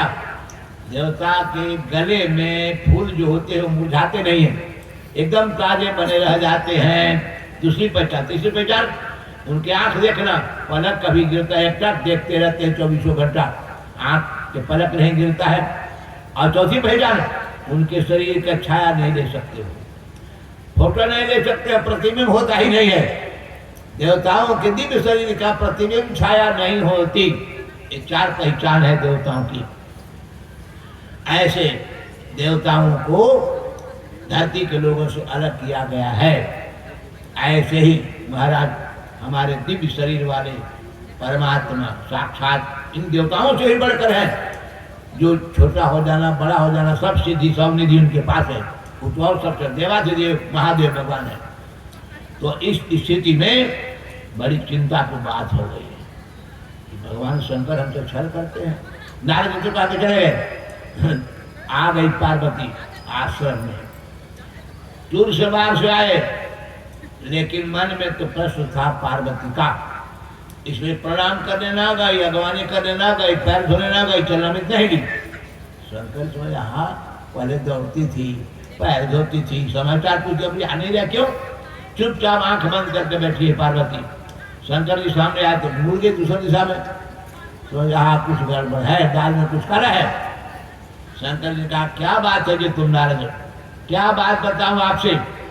सब लोग तो फूलों की माला पहनते हैं देवता, आप जो खोपड़ी भरे हो ना, खोपड़ी बिकी महाराज, मारे मुर्दा खोपड़ी बिकी गदी में माला बनाती हूँ, अभी डालूंगी माला नए फूलों की। बोले शंकर जी ये खोपड़ी बिकने वाली है, ना ना ना हरगी ना। और उसको हाथ फेर के बोले प्यार से चुटकारने लगे कि कर खोपड़ी कितना पुचकारी तो हमारे मुर्दा के हार के। अरे क्या बताई तुम्हारी खोपड़ी, हमारी खोपड़ी हमारा भी है। आज तेरे पास तेरी खोपड़ी है, जब तुम शरीर छोटी हो ना, तेरे प्रति मेरा जो प्यार है, प्यार करते खोपड़ी रख लेता हूँ। तब गिनने लगी 1 2 3 4 5 6 7, इतना बात मैं मर गई, तू न मरो, ताकि मरते हैं तो खोपड़ी कैसी खाती है? बहुआ चुनने जो जाएगा मर जाएगा तो चुनेगा, हम ना मरे, मर चुने नहीं। ठीक नारद ने कहा नार कि बड़ा भेदभाव रखते हैं, अपने अमर हो जाए और मौके कहते तुम मर इतना ये इतना, ये तो बड़ा अन्याय है। कहा कि नहीं देवी अन्याय मैं नहीं करता, मैंने बहुत प्रयास किया कि तुम ही अमर हो जाओ, मौत पर तेरी विजय हो जाए, लेकिन नहीं जीत सकी। अमर नहीं होते, इसमें तुम्हारा अपराध हमारा कुछ नहीं है। कब किया हमको पता नहीं, एक मौका दीजिए फिर से, अगेन चांस। काम ठीक है, 3 बात करके सिद्ध हो जाओ। क्या? भूख लगे तो खाओ ना, नींद लगे तो सो ना, और प्यास लगे तो पानी ना पियो। जाओ, 3 पर जीत लो, और बना देंगे। ताकि तो प्रयास कर लो, तो जाओ, प्रयास मौका देता हूँ। चली गई अलग आश्रम से, कैलाश से। भूख लगी है, खाती नहीं है, प्यास लगे पानी नहीं पीती है, सोती नहीं है। भूख प्यास निकली है, दिन रात बिना खाए पिए। साल जाते लगे सूख के खगड़ा ढंडन आ गई, कुछ शरीर बल नहीं, अब क्या करे? तो मरने के बाद ये बिना खाने पीने कैसे जिएगा? लेकिन विश्वास कहता है साथ सिद्ध हो गए। हमें गई शंकर जी के पास, देखते एकदम सुखल मरे मरे भेज है। तैयार हो गया, एकदम तैयार हो, भूख तो खाई नहीं हूँ, प्यास पानी नहीं पी चुकी हूँ, सोई नहीं हो तक। सुन, ये अमर का माने क्या हाथ में जान लो। अमर माने नौ मरे, वो अमर है। नए तत्व समास होता है, ग्रामर पढ़ो व्याकरण। जो न मरे नहीं, उसका नाम अमर है। अब जो मरेगा वो मर है। तो दुनिया 2 भाग में बटी हुई है। ये होगा कोपा भी, छोटकी बड़की दोनों कोपा, कुछ मरे वाला कुछ न मरे वाला। तो भाई के न मरे वाला क्या है? शंकर भगवान ने कहा कि मरे वाला बड़ी बड़ी न है। तो पहले भाई सुन, लेकिन सुन रहे हो कि नहीं मुझे पता कैसे चलेगा? फुकारी भरना। शंकर जी कहने लगे, ध्यान में हो गए शंकर भगवान, पार्वती फुकारी दे रही है।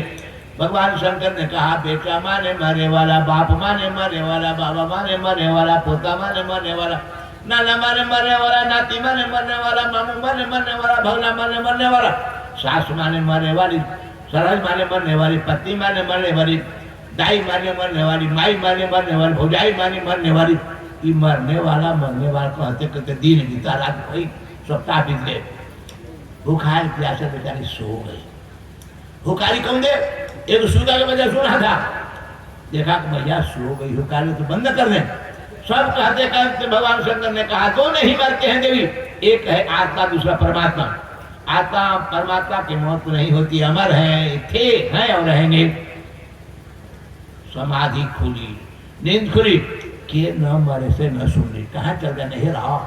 हुकारी कौन देते? तो बात करिए हम न, दूसर कौन? तो दूसर कौन आ गया? दाल भात का मुसलसल। अरे सुगा का बच्चा शंकर जी को घुसाया, तो सुन उठाया सुगा को मारने के लिए। सुगा भागा, इसलिए नहीं भागा कि मैं मर जाऊंगा, तो अमर हो गया अमर कथा सुनकर, इसलिए भागा। ये शंकर हमारे गुरु इन्होंने सिखलाया, मारेंगे मरूंगा नहीं, मर हो चुका हूँ, इनका त्रिशूल चलना बेकार हो जाएगा। अगर मर गया तो कथा सुनाना बेकार, अमर बना दिए हैं। तो दोनों में गुरुदेव का अपमान है। छोड़िए, भागा नीचे नीचे शंकर जी त्रिशूल लेकर ऊपर पर सुगा का बच्चा। कहाँ पहुंचे? कैलाश के नीचे है बद्रिकाश्रम, सम्या प्राशासन, व्यासी का व्यासासन में आ गया सुगा। उसी समय जब भाई आ गई व्यास की पत्नी बट्टिका को, जब भाई का मुंह खुला नहीं होता है, खुल गया, भीतर घुस गया, मुंह के अंदर चला गया सुगा का बच्चा। शंकर जी आने में देर के बैठ, मतलब ये बैठ कांटा वाला यही नाम है बदरी बन, जहाँ रहते हैं आज बैठ के कांटा से बच्चे बच्चे सुंदर आ रहे थे, देर हो गई। आए तो देखिए, तो मुंह में समा गया व्यास के पति के मुंह में। अब कैसे मारे उसको? कुछ देर रुक के चढ़ गया बेचारे। 12 साल पेट में रह गया, बट्टिका के पेट में सुगा, बाहर नहीं निकल रहा था। योग बल से अमर हो गया था ना, बढ़ने नहीं देता था। योगी लोग छोटा बड़ा हो जाते हैं, भारी हल्का होते हैं। हनुमान जी को जो कह दिया, जामवंत ने कि राम काज लगी तवै अवतारा, सुन कहि भयंकर मकाकारा। राम काज लगी तवै अवतारा, सुन कहि भयंकर मकाकारा। कौन चुकाल कठिन जग माहे, नहीं होत घात तुम पाए। कौन चुकाल कठिन जग माहे, जो नहीं होत घात तुम पाए। क्या कहना है? कनक भोजनाकार शरीर समर भयंकर अति बलवीरा, एकदम सोने की बात पर हो गए। इतना विश्वास बात बात में जादू की तरह। लंका में जाना है तो क्या हो गए? मस्तक समान रूप कपिधारी, नहीं कहीं चले उसकी नगार। समान राम कहीं चले उसकी नगार। एकदम छोटे हो गए। तो जो कि छोटा हो सकता है, बड़ा हो सकता है, हल्का हो सकता है, भारी हो सकता है। सुखदेव जी हल्के, पेट के 12 साल रहने के पढ़ने नहीं दिए, माँ को तकलीफ नहीं थी। ये कौन माँ कहेगी कि बेटा को मुंह न देखे, दूध न पियाए? बहुत प्रार्थना की, लेकिन वो एक ही सवाल करते, हमको कोई अमरत्व का वरदान दे, दुनिया की माया मुझे न छू सके। दुनिया माया सबको पकड़ रही है। विष्णु माया भगवती जयासम मोहितम जगत, सारा संसार को होने वाली यह माया है। योगी इससे बचना चाहते हैं। भगवान ने कहा आओ आओ हम बचाएंगे। भगवान ने बदल दिया, तो आगे बाहर आए तो 12 साल के लड़का जैसा बड़ा हो गया, तुरंत जादू की तरह। अब भागे, मैया को भी नहीं देखे, बाप को कहीं बाहर तो सुने कि बेटा पैदा दौड़ गया है। पीछे पीछे जा रहे हैं व्यास जी, बाप आगे आगे बेटा सुखदेव जा रहे हैं, दौड़े जा रहे हैं। नाल छेदन का ही मौका नहीं दिया, दूध क्या पिएंगे, घर क्या रहेंगे। बहुत दूर निकल गए। वृक्षों ने कहा, पेड़ों ने कहा, व्यास महाराज सुखदेव जैसे आत्मज्ञानी को बेटा कहना अपमान है। बेटा शरीर को बनाता है माँ बाप, आत्मा को कोई पैदा नहीं करता। आत्मा तो इसकी आत्मा में रमण करने आत्माराम है, वह न किसी को बाप मानता है न खुद बेटा है, इसलिए आप लौट जाओ। वृक्षों ने कहा, आगे चले गए ना। एक पोखरे पर नहा रहती स्त्रियां, वो शरीर पर कपड़ा डालने लगी। व्यास ने कहा किसी रास्ते नंगा गया हमारा बेटा, तो कपड़ा नहीं डाली। कहा तो सबको आत्मा देखते, शरीर पर उनका ध्यान नहीं है। आप शरीर देखते हो, गिरहस्थ हो, इसलिए आपके लिए पर्दा है। व्यास जी लजा गए, लौट गए। लेकिन लजाने पर भी घर आए तो मन कहाँ फंसा था, बेटा में हाय इतना सुंदर बेटा चला गया, बोला तक नहीं, कहाँ गया कुछ पता नहीं, बड़ी चिंता में थे। अचानक देवर्षि नारद बीणा बजाते आ गए। व्यास के समय आश्रम में सरस्वती नदी तट पर दौड़ करके व्यास जी ने स्वागत किया। समाचार होने लगा, कहा महाराज बहुत चिंता में आप, एकदम चिंता में। एक पुत्र हुआ था, अभी चला गया, उसका मुंह भी मैंने नहीं देखा, पीछे खाली देखा, ऐसे ही भाग गया, बात तक नहीं, प्रणाम तक नहीं किया। जम प्रब्रजम तम अनुपेतम अपेत कृत्यम द्वैपायनो विरह का तरया जुहाव पुत्र एकतर में दया तरवो विनय तम सर्वभूत हृदय मुनि मान तो सुने। सुखदेव के बारे में वर्णन कर रहे हैं। इस तरह से सुखदेव जी महाराज चले गए। व्यास चिंता में कर, नारद जी का एक गलती हो गई आपसे, सब आपने ग्रंथ लिखा, लेकिन भगवान श्री कृष्ण के मंगल में लीला का चिंतन नहीं किया। वो लीला चिंतन करो, पुत्र मिल जाए। 4 श्लोक दिया नारद जी ने, इसका नाम भागवत चतुश्लोकी। जब श्लोक के उपदेश दिया देवर्षि नारद ने कहा कि हमको पिता ब्रह्मा बताए थे, हम आपको दे रहे हैं, इसे विस्तार करो। 4 श्लोक सुन करके वेद व्यास ने 18,000 श्लोक भागवत का ग्रंथ, 4 श्लोक मूल है, उसी का विस्तार 18,000 श्लोक भागवत आ गया। शिष्य को पढ़ा रहे थे व्यास जी महाराज। आज जैसे पाठशाला नहीं रहती थी, विद्यार्थी आते हैं, रहते आश्रम में, भीख मांग कर लाते हैं, गुरु को विद्यार्थी अपने दिखाते, पढ़ने वाले विद्यार्थी भागवत पढ़ रहे हैं तो भागवत का श्लोक याद करके बोलते हैं। अब जंगल से लकड़ी लाने, कंदमूल फल लाने गए थे। अचानक एक विद्यार्थी कंदमूल लेकर के लकड़ी तोड़वा रहा था, बोल रहा था आशाम हो चरण वृंदावने के मुकुल सदीनाम यातुष्टदम सतनवार्यदम जयित्वा वेदुर मुकुंद परवेन पदवेन श्याम अहो वकीजम सनकादपूर्णम इहांस्याबजम प्रसाद भी लेभे गतिम धासुजिदम ततुम नमकम वालयादम शरणम प्रजेमा। आवाज तो आकाश में गूंज गई। सुखदेव जी बगल में झाड़ी में ध्यान में नहीं माने थे, ध्यान टूट गया। इतना बढ़िया पद भाव वाला कौन कह रहा है? खड़ा होकर अरे विद्यार्थी छोटे छोटे आ गए, बोले किसने सिखाया इतना बढ़िया पद? बोला वेद व्यास हमारे गुरु हैं, समय प्राशासन में। कहा और कोई सीखना चाहेगा तो बताएंगे, कल पूछ कर गुरु से बताओ, कल बताओ। विद्यार्थी यार सब बताया, अरे वही तो मेरा बेटा है। ठीक नारद जी कहे थे भगवान के गुणगान करो, आ जाएगा। कहना चलो चलो ले आना, हम पढ़ाएंगे। आ गए। झाड़ में छिपने वाले निराकार ब्रह्म के चिन्ह कर साकार चिंतन कर याद है, और पढ़ाया वेद व्यास ने इसको सुखदेव को। सुखदेव ने स्वीकार किया। दूसरा स्कंध में दूसरा अध्याय में कहा, अधितवान द्वापराधौ पितुर्द्वैपायनादहं पिताजी द्वैपायन वेद व्यास से मैंने भागवत पढ़ा है। हे परीक्षित, वही भागवत सुना करके तुम्हारी जो मौत के बारे में शंका है, शंका का निवारण करूंगा। इस तरह से सुखदेव जी महाराज भागवत पढ़ गए। शिष्य तो बहुत थे, बताए थे पहले नाम के शिष्य को ऋग्वेद में पढ़ाया था व्यास ने, वैशंपायन को यजुर्वेद, जैमिनी को सामवेद, आज सुमंतु के बेटा दरुण को बताया थे अथर्ववेद, जो अथर्ववेद यहाँ कौंडिन्य गोत्र वाले हैं सब उन्हीं के हैं। इस तरह से और हाँ, लोमहर्षण को बताया थे इतिहास पुराण। लोमहर्षण के ही पुत्र है, पुत्र हैं। लोमहर्षण तो बलदेव जी के द्वारा मार दिए गए थे, उनके बेटा को ही जो वर सिखा दिया था। उग्र श्रवा नाम था लोमहर्षण के बेटा सूर्य उग्र श्रवा, वही सुना रहे हैं कथा। बताए थे ना, नैमिषारण्य में उत्तर प्रदेश सीतापुर जिला में गोमती नदी के तट पर नैमिषारण्य तीर्थ है, चाकर तीर्थ कहलाता है। उनकी कृपा से वो सुना रहे सौनकादि ऋषियों को। आज से 5,000 करीब 94 वर्ष पहले की बात है, ये सुना रहे हैं। ये सब कथा तो ही सुना है उग्र श्रवा, लेकिन श्रीमद् भागवत सबसे पहले जाने थे सुखदेव जी महाराज।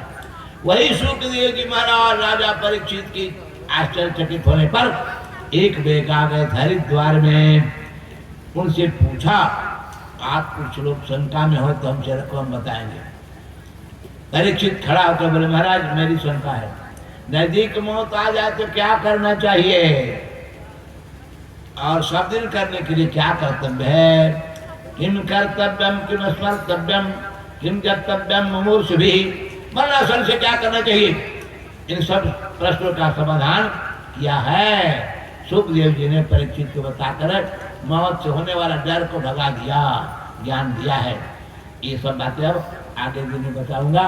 वाणी का विराम, यही कथा स्थगित करते आगे फिर कल से शुरू करूंगा। बोलिए वृंदावन बिहारी लाल की, श्री सुखदेव जी महाराज की जय, महाराज परीक्षित जी महाराज की जय। सीताराम सीताराम सीताराम जय सीताराम जय सीताराम सीताराम सीताराम जय सीताराम जय। राधे श्याम राधे श्याम राधे श्याम जय राधे श्याम जय राधे श्याम राधे श्याम राधे श्याम जय राधे सीताराम सीताराम सीताराम सीताराम सीताराम जय सीताराम जय राधे श्याम राधे श्याम राधे श्याम जय राधे श्याम जय राधे श्याम राधे श्याम राधे श्याम जय राधे श्याम सीताराम सीताराम सीताराम जय सीताराम सीताराम सीताराम सीताराम जय सीताराम जय राधे श्याम राधे श्याम राधे श्याम जय राधे श्याम राधे श्याम राधे श्याम राधे श्याम राधे जय श्याम सीताराम सीताराम सीताराम जय सीताराम जय सीताराम सीताराम सीताराम जय सीताराम जय राधे श्याम राधे श्याम राधे श्याम जय राधे श्याम जय राधे श्याम राधे श्याम राधे श्याम जय राम बोलिए जुगल सरकार की जय है बाबा हनुमान जी महाराज राज की जय जय रवास्ती की की जय जय जय श्री राधे श्याम। बोलिए श्री स्वामी जी महाराज की।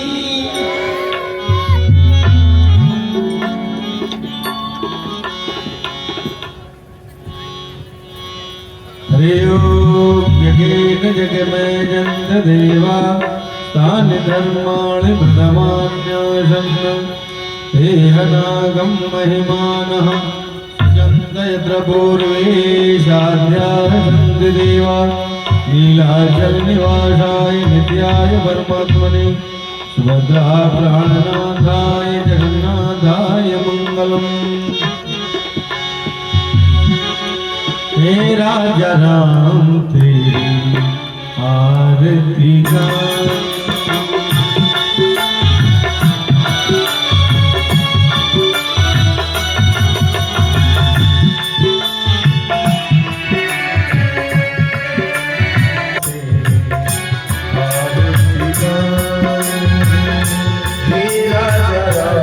तेरी आरती गाऊं, आरती गाऊं प्यारे तुझको रिझाऊं, आरती गाऊं प्यारे तुझको रिझाऊं, आरती गाऊं प्यारे तुझको रिझाऊं, आरती गाऊं प्यारे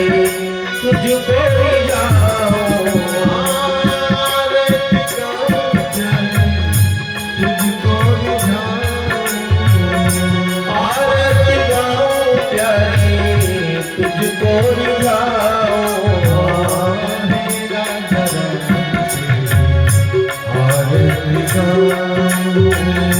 मेरा आरती गाऊं, मेरा आरती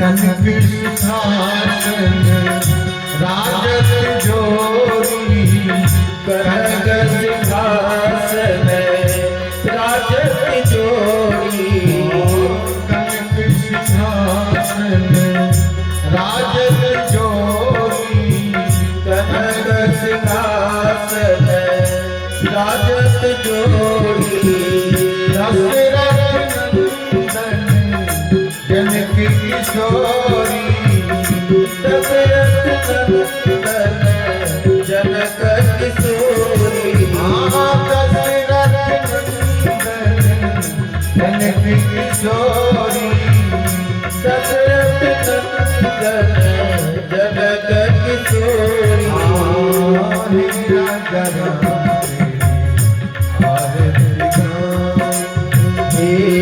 राजा राम तेरी आरती गाऊं,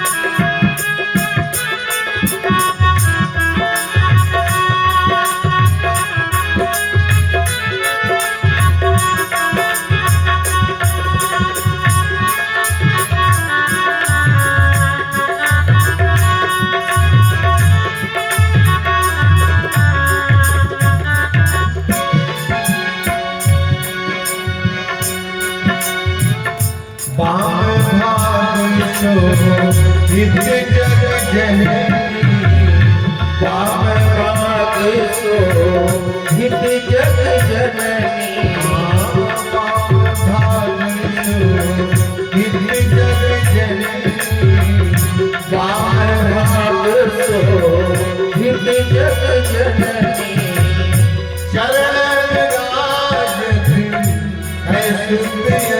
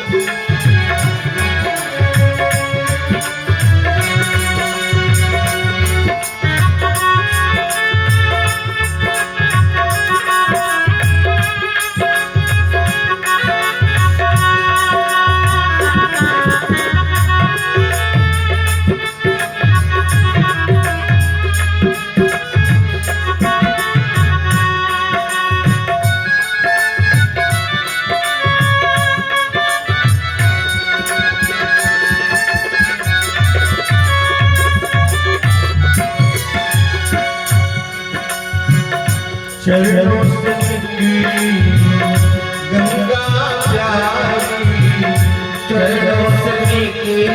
गंगा प्यारी शरण सुख की गंगा शरण सुख की गंगा